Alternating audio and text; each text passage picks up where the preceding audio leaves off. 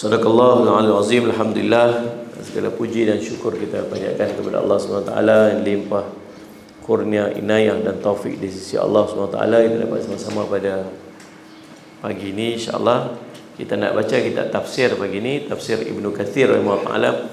Kita masih kita berada pada surah Al-An'am, surah ke-6 ayat 138. Ni ada lagi kitab kat depan ni, kuat ni tak ada tu. Kan tu kan tu yang betul tu. Tu kan. Kitab 4 tu. Situ ada lagi. Ambil lah. Mana? Ni. Ha? Oh tu satu tu. Depa kalau tak tunjuk depa, tak suruh bangkit, depa tak tahu nak buat keputusan siapa nak bangkit, siapa. Dia tak tahu.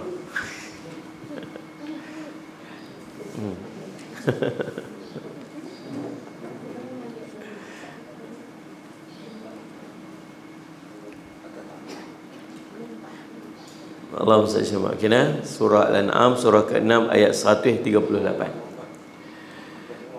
Dalam Allahumma salli ala Muhammad, lingkungan ayat-ayat ni daripada beberapa ayat yang kita baca sebelum ni dan beberapa ayat yang akan mai lepas pada ni, banyak cerita tentang kelakuan orang-orang musyrikin, orang musyrik yang buat sesuatu, depa reka sesuatu dan depa kata depa buat tu untuk Allah, padahal Allah tak suruh pun depa buat lagu tu.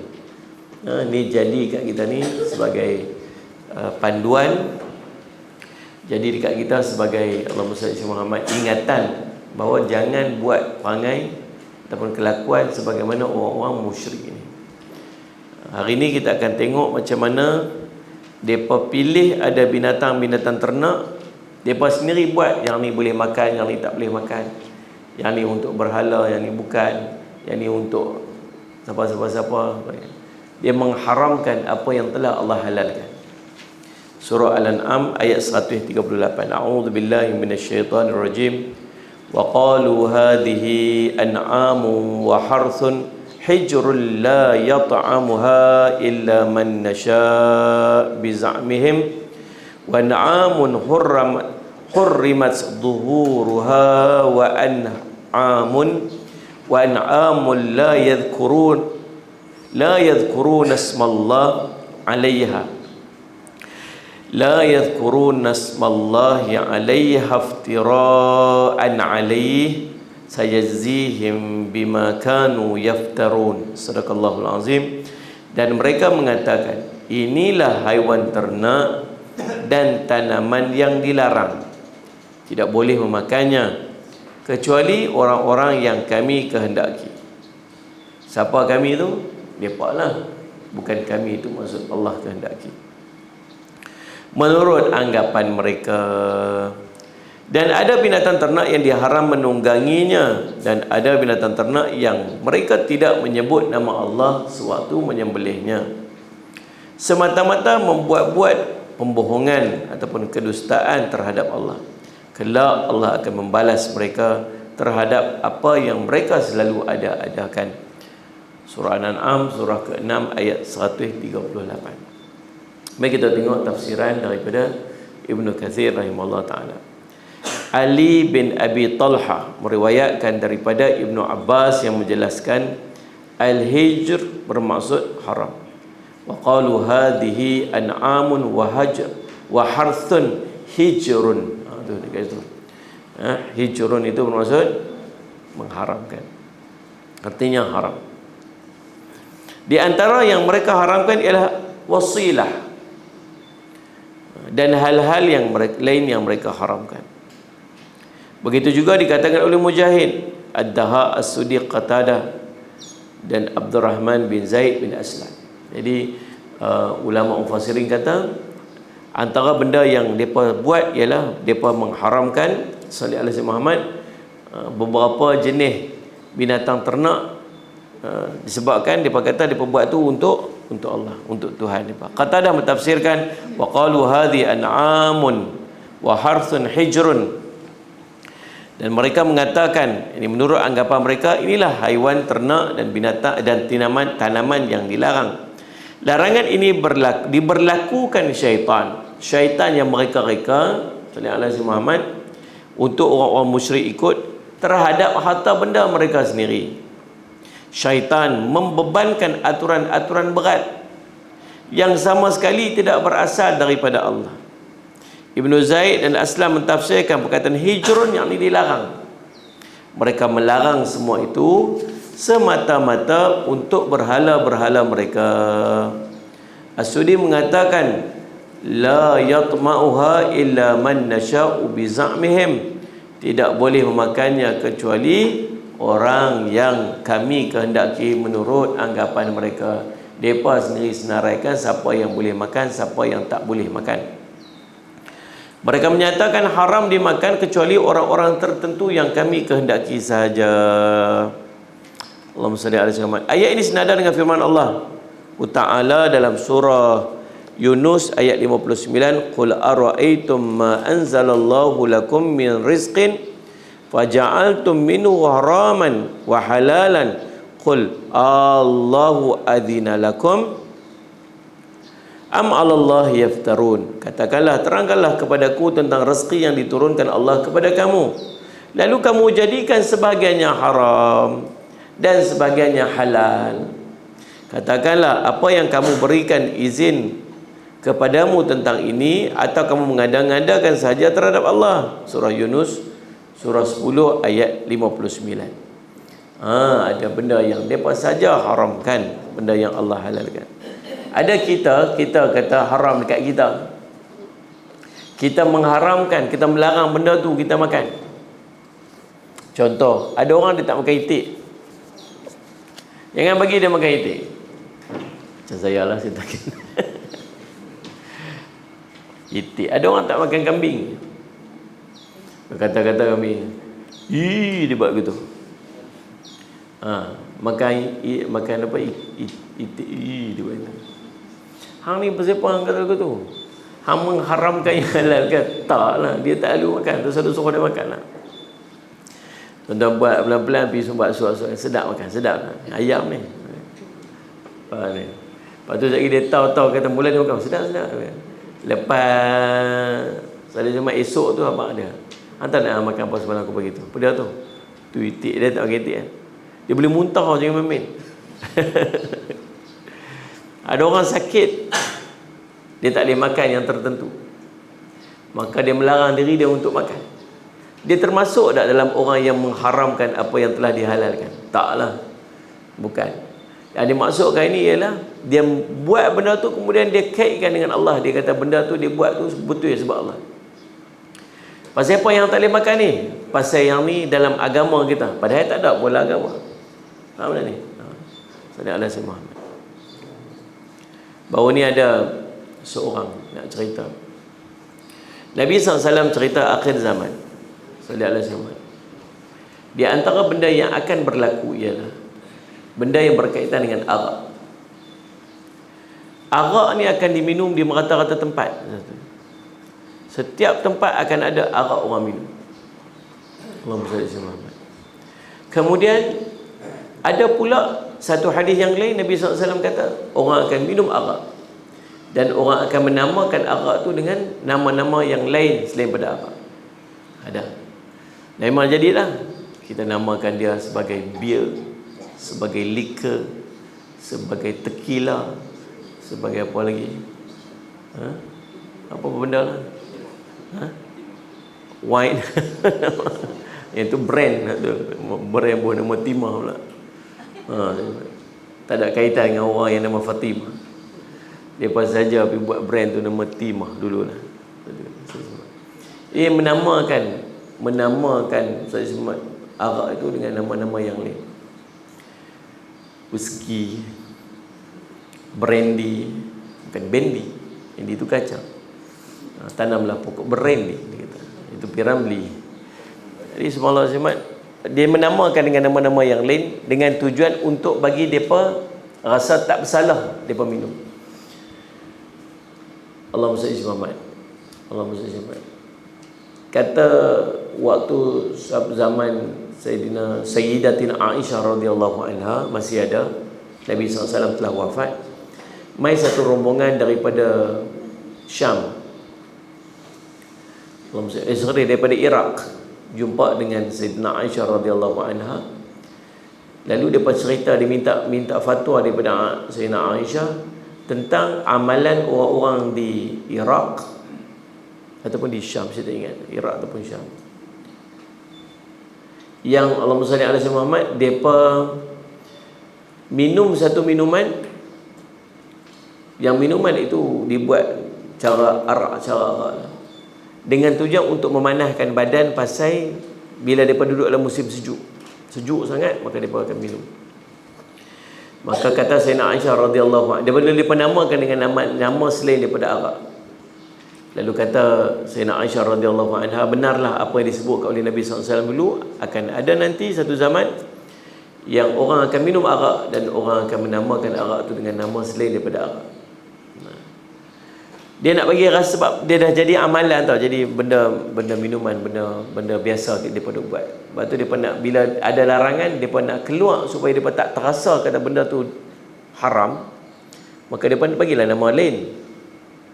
Macam kita mengumpat lah, kita mengumpat, dia nak bagi rasa lega sikit, dia tukar nama mengumpat tu kepada kata membawang. Kata apa tu? Duk membawang siapa tu? Tak ada apa. Dia tak merasa apa jahat. Kalau kata apa, hamba duk mengumpat siapa tu? Dia marah, dia kata. Kata Allahumma salli ala sayyidina Muhammad, Allahumma salli ala Muhammad, Habib Omar baru ni dia sebut. Dia kata orang ni suka tawaduk. Orang tu suka berlakon tawaduk. Tawaduk ni, ada orang berlakon tawaduk. Dia kata apa? Saya ni orang bodoh, tak reti. Tapi bila orang panggil dia, hai bodoh, dia marah orang tu. Padahal dia kata, saya ni orang bodoh, dia nak perdah diri dia. Dia kata, saya ni dhaif, tak ada apa-apa pun. Hai orang dhaif panggil dia marah orang tu pasal orang panggil dia dhaif. Padahal dia kata, aku dhaif. Sebenarnya dia berlakon je dengan perkataan-perkataan tu. Lalu subhanallah, Allahumma salli alaihi wasallam. Lalu dia kata apa? Dia tukar nama. Sampai ke tahap lah ni, kita ni duduk di madrasah, mungkin kita tak apa tahu. Dekat luar sana, orang sampai dah terbiasa dengan minum arak. Ada seorang budak tu boleh tulis dekat dalam Facebook dia. Dia kata, tulis dekat dalam Twitter dia. Dia kata, sallallahu alaihi Muhammad, aku ni kalau aku drive jauh-jauh, aku mengantuk, aku akan minum. Dia bagilah satu jenama tu arak lah. Dan dia kata, sallallahu alaihi Muhammad, dia kata, maka aku segar lah, aku boleh bawa kereta, aku boleh drive dengan baik. Allah tahu lah apa yang aku buat. Dia kata Allah tahu apa yang aku buat ni, apa niat aku ni Allah tahu. Maksudnya dia menganggap benda tu boleh. Tapi itulah yang duk jadi lah ni. Macam-macam lagi lah semua. Kalau kita nak senaraikan apa yang duk jadilah ni. Semalam saya duduk dengan tim, semalam duduk sembang, buka buku akhir zaman. Daripada awal setelah ni sampai dah ke hadis yang ke-32 saya baca, daripada 42 hadis yang dihimpunkan oleh Syekh Fahmi Zamzam almarhum. Semua jadi dah. Hampir semua lah.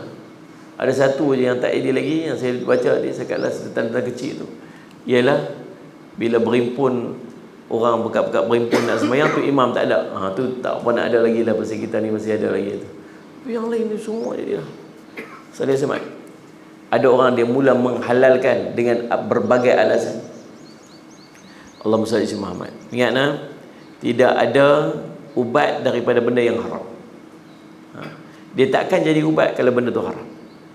Ingat tu lelah.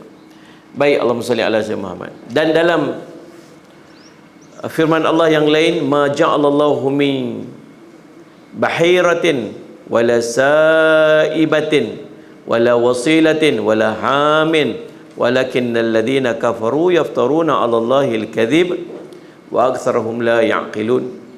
Allah sekali-kali tidak pernah mensyariatkan adanya bahirah, adanya saibah, adanya wasilah, adanya ham. Akan tetapi orang kafir membuat-buat kedustaan kepada Allah, dan kebanyakan yang mereka tidak mengerti. Apakah yang dimaksudkan dengan bahirah, wasilah, ham? Al-Bahirah, Ali bin Abi Talha kata, meriwayatkan Ibnu Abbas katanya Al-Bahirah ialah unta betina yang telah melahirkan 5 ekor anak. Lalu mereka melihat anak yang kelima itu. Kalau jantan, mereka akan sembelih, mereka akan makan. Tapi hanya kaum laki-laki je yang boleh makan, undang-undang dia. Sedangkan kaum perempuan tak boleh, tengok saja. Bila anak yang kelima itu betina, mereka membelah telinganya, lalu mereka katakan ini adalah haiwan bahirah. Tu. Dan haiwan itu adalah untuk, mereka buat itu adalah untuk berhala mereka. Saibah. Saibah ni apa pula? Saibah menurut Mujahid ialah kambing yang sama pengertian dengan haiwan bahirah tadi ni, cuma dia kambing. Tengok dia dapat anak kelima. Anak kelima tu kalau jantan lepas sembelih, orang lelaki je boleh makan. Kalau betina dia potong telinga, itulah bahirah ataupun saibah kalau dia. Allahumma salli ala Muhammad. Salli Muhammad tu kan dia juga. Hanya yang dimaksudkan dengan saibah ialah seekor kambing betina yang berhasil melahirkan 6 ekor anaknya, yang semuanya betina. Kemudian apabila anak yang ketujuhnya lahir dan ternyata jantan, tunggal ke kembar ke, maka mereka menyembelihnya lalu dimakan oleh kaum laki-laki, sedangkan kaum mereka wanita tidak boleh makannya. Sallallahu alaihi Muhammad. Itu di antaranya lah. Wasilah pula apa? Wasilah menurut Ali bin Abi Talha dan Ibnu Abbas, seekor anak kambing betina yang melahirkan 7 ekor anak kambing. Mereka melihat kepada anak yang 7 itu, kalau anaknya jenis jantan dan dalam keadaan mati, boleh diberikan kepada kaum laki-laki dan perempuan. Kalau anak 7 itu betina, maka mereka biarkan hidup. Kalau anaknya kembar, jantan dan betina, mereka membiarkan keduanya hidup. Dan mereka mengatakan bahawa jantan diselamatkan oleh yang betina. Kerana itu diharamkan bagi mereka. Itu di antaranya, sebab ada pendapat-pendapat yang lain. Ham pula apa ham? Ham menurut Ibnu Abbas, apabila seorang lelaki mengawinkan haiwan penjantannya sebanyak 10 kali, maka penjantan itu dinamakan sebagai ham. Dan mereka membiarkan hidup tanpa diganggu. Hal ini pernah diriwayatkan juga oleh Abdul Raud dan Qatadah. Itulah peraturan-peraturan yang mereka buat, mereka sendiri buatlah. Dan ada yang menjadi, dia panggil apa? Allahumma salli ala sayyidina Muhammad, pencetus kepada benda ni. Perintis dia mengatur tata cara ternak ala jahiliah. Dialah orang yang mula-mula sekali mengubah agama Nabi Ibrahim AS. Nama dia Amr ibnu Luhai, atau dalam riwayat yang lain nama dia Amr ibnu Amir, seorang pemimpin Bani Khuza'ah yang menguruskan Baitullah. Dialah yang mula-mula sekali mengubah agama Nabi Ibrahim, memasukkan berhala-berhala, menyeru kepada penggembala ternak untuk menyembah berhala, mendekatkan diri kepadanya. Dialah juga yang mensyariatkan peraturan-peraturan jahiliah dalam masalah ternak dan lain-lainnya. Sallallahu alaihi wasallam Muhammad. Itulah besar jasa dia tu. Besar jasa dia. Jangan main ish. Kan? Allahumma salli ala sayyidina Muhammad. Jadi kita boleh faham dah apa yang dimaksudkan bila baca bahirah, saibah, ham, wasilah ni, kita boleh faham dah apa yang dimaksudkan dengan itu. Baik, Allahumma salli. As-Sudi menjelaskan wa an'amun hurrimat zuhuruhuma, dan ada binatang ternak yang diharamkan menunggangnya, iaitu bahirah, saibah dan ham. Adapun maksud haiwan-haiwan yang tidak disebutkan nama Allah ketika melahirkan dan ketika disembelih, Abu Bakar Al-Aishi meriwayatkan daripada Asim bin Abi An-Nujud, ia berkata, Abu Wail berkata kepadaku, tahukah kamu apa yang terdapat dalam firman Allah, wa an'amun hurrimat zuhuruhuma wa amun la yazkuruna smallahi 'alaiha, dan ada binatang ternak yang diharamkan menungganginya, dan binatang ternak yang mereka tidak menyebutkan nama Allah di waktu menyembelihnya. Tidak, jawab dia. Ia berkata maksudnya ialah bahirah. Mereka bahkan tidak menungganginya untuk ibadat haji. Mereka buat haji ya. Orang jahilah dulu membuat haji, tapi cara mereka daripada Allahumma salli Muhammad, dia panggil Allahumma salli Muhammad, cara-cara penyempurnaan ibadah haji itu dia ubah ikut kepada cara-cara jahiliah. Di antara unta-unta mereka ada sekelompok unta, mereka tidak pernah menyebut nama Allah ketika menyembelihnya ataupun melakukan sesuatu hal terhadapnya, baik itu menungganginya, memerah susunya, membaninya, menaikinya untuk ibadah haji, dan memperkerjakannya. Itu yang diperbuat terhadap Salih Asmat, Allahumma salli ala Muhammad, binatang-binatang tersebut. Allah berfirman, Salih ala Muhammad, iftara'an alaih, semata-mata buat kedustaan terhadap Allah, yakni pembohongan atas nama Allah, kerana telah mengaitkan semua aturan tersebut kepada agama dan syariat Allah. Dia pandai-pandai pergi buat lagu tu. Allah sama sekali tidak mengizinkan atau meredai hal itu yang mereka lakukan itu. Sayajzihim bima kanu yaftarun, kerana Allah, kelak Allah akan membalas semua terhadap apa yang selalu mereka ada-adakan. Balasan Allah ni atas apa yang kita buat ni tuan-tuan, ada dua. Nombor satu, balasan dekat dunia, siap-siap. Nombor dua, balasan ke akhirat. Buatlah apa saja kat dunia, sebesar benda, apatah lagi sekecil-kecil benda, bahkan Allah akan balas dunia atau balas di akhirat, atau lebih dahsyat, Allah balas dunia akhirat, dua-dua kena. Sebab tu bila nak buat satu-satu benda apa saja, tolong fikir dia punya kesannya, consequences.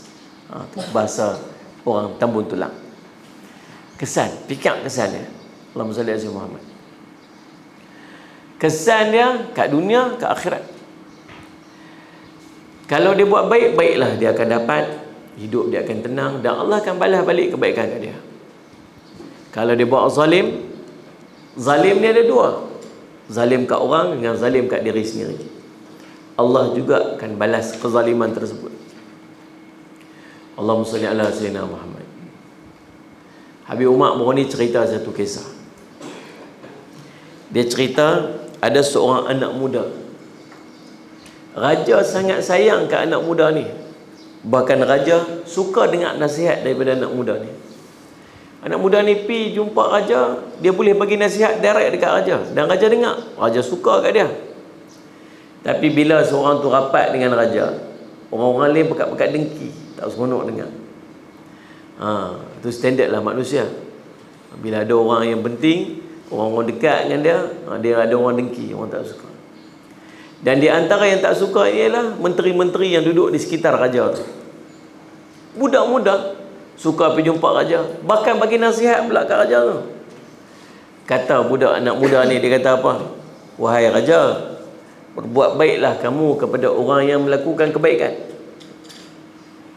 Allahumma salli ala Muhammad. Kerana kezaliman itu, salli Muhammad, akan kembali kepada orang yang melakukan kezaliman.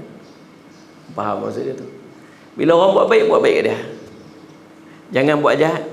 Sebab bila kita buat jahat kat orang tu, jahat tu akan balik pada kita yang buat jahat. Itulah di antara pesanan yang dinasihatkan oleh anak muda ni kepada raja. Satu hari, Allahumma salli ala sayyidina Muhammad, si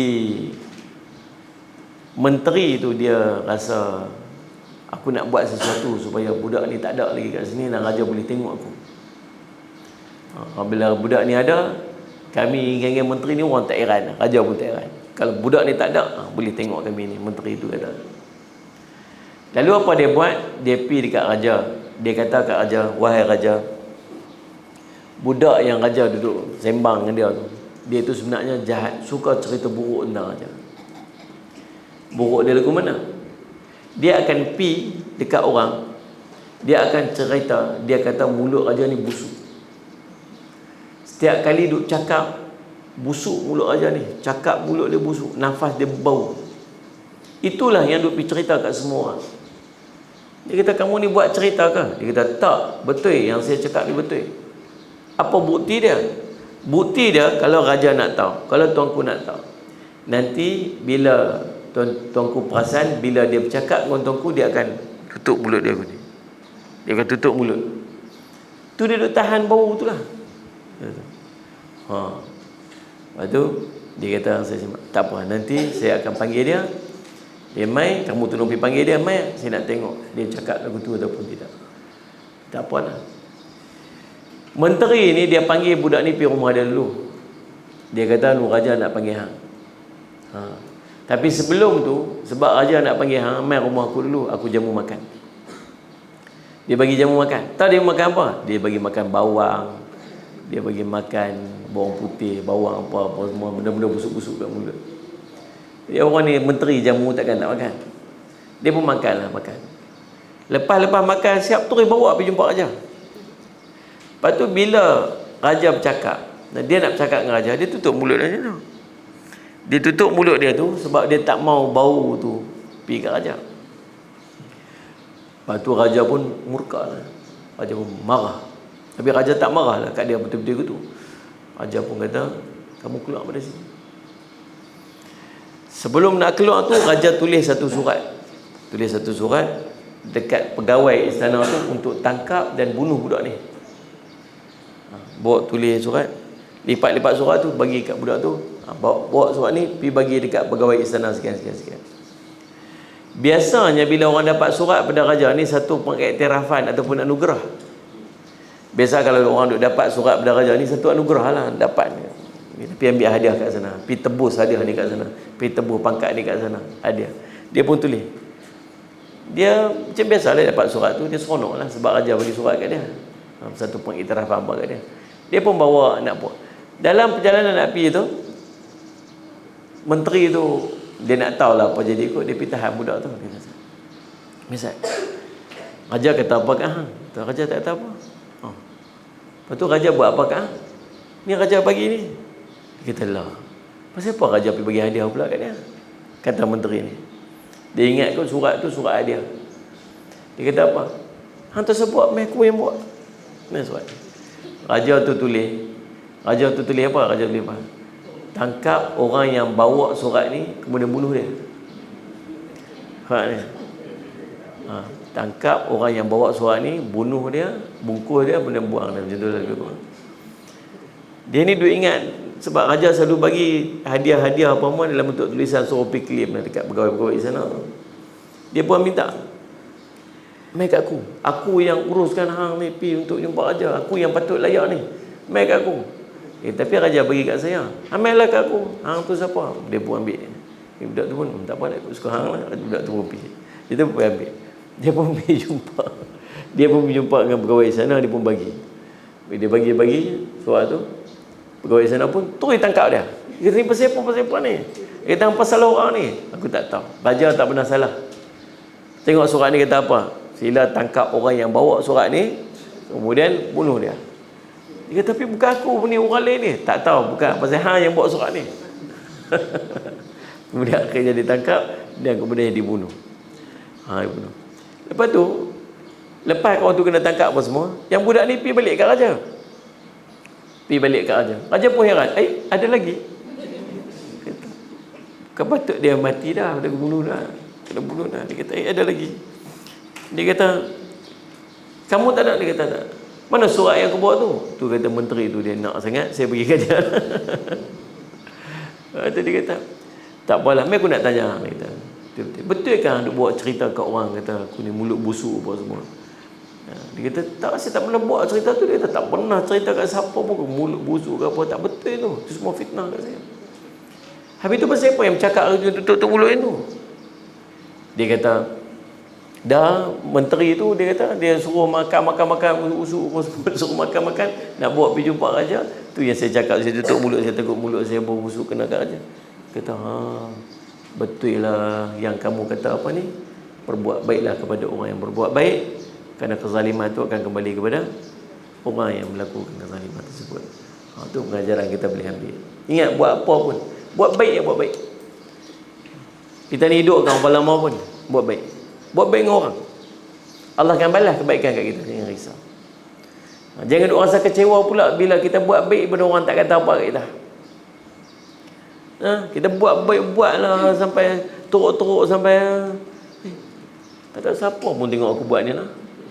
Kita duk sapu sampah kan, tak tahu lah dia buat apa lah. Tolak sapu sampah, cuci tandas ke apa. Tak ada siapa main pula ni. Siapa nak tahu aku buat ni. Ni. Lepas tu dia buat beban. Pasal buat beban ni, aku seorang saja buat. Asyik-asyik saya seorang lah, siapa pun nak main.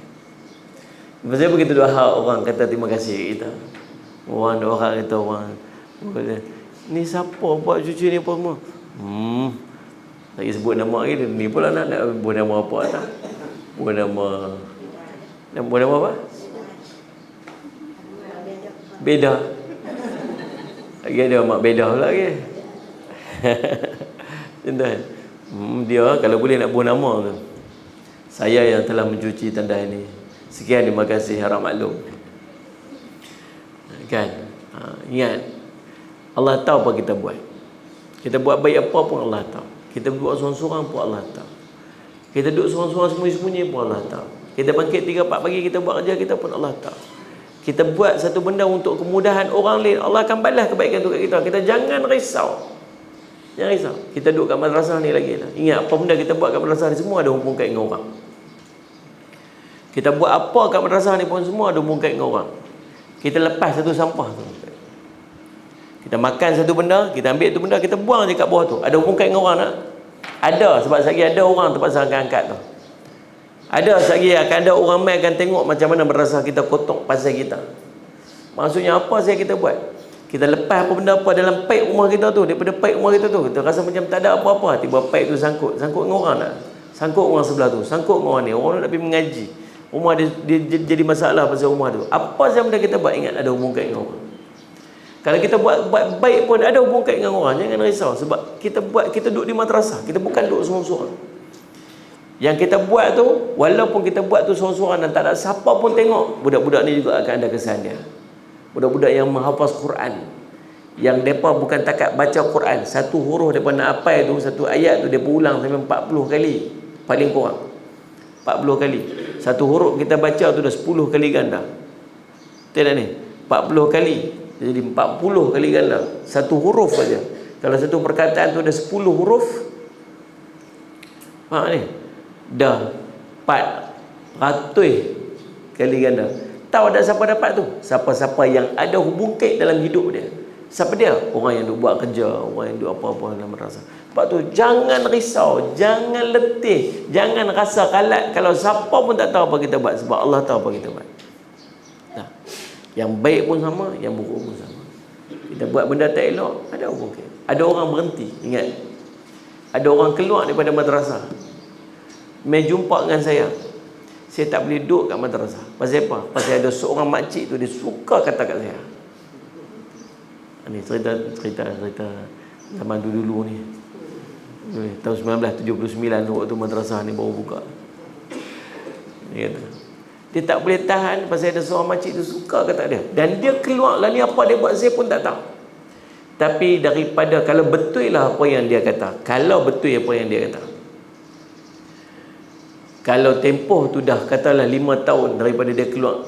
Dulu waktu tempoh sebelum 5 tahun dia boleh mayang jemaah, dia boleh semayang, dia boleh buat ibadat suka-suka, dia boleh apa-apa. Tapi dia terpaksa tinggal memadai dengan satu semayang yang dia tak boleh buat dah. Dan dia tak buat dah pasal dia duduk sorang-sorang kat sana. Siapa yang kena tempiah dia? Tu kawan yang duduk cakap. Sebab tu tuan-tuan saya selalu sebut. Ni saya tak kata kat siapa-siapa lah. Ni bukan ada kaitan siapa-siapa, saya teringat nak cerita kisah tu. Apa saja kita buat ada kaitan dengan orang. Dia akan ada timbal balik dia kat kita. Seperti kata kumpulan Scorpion. What you give, you get back. Apa kita buat, dia akan bayar balik ke kita. Ingatlah saudara sekalian tuan-tuan, Allah sebut dalam ayat ni, dia kata Allahumma salli alaihi sayajzihim bima kanu yaftarun, kelak Allah akan balas semua terhadap apa yang mereka selalu ada-adakan. Yang ni atas nama Allah dan mereka kait-kaitkan kepadanya. Mudah-mudahan jadi manfaat, kebaikan untuk saya dan kita semua. Aqul qawli hadza wa astaghfirullah li wa lakum. Wassalamualaikum warahmatullahi wabarakatuh. Bismillahirrahmanirrahim. Alhamdulillah rabbil alamin. Wassalatu wassalamu ala rasulil amin sayyidina Muhammad wa ala alihi washabihi ajmain. Allahumma faqihna fid din wa 'allimna ta'wil waj'alna min ibadikas salihin wa nasratikal mustaqim. Allahumma arina haqqa haqqa warzuqna ittiba'ah wa arina batila batilan warzuqna ijtinabah. Wa sallallahu ala sayyidina Muhammad wa ala alihi wa sahbihi wasallam. Alhamdulillah bi'alamin.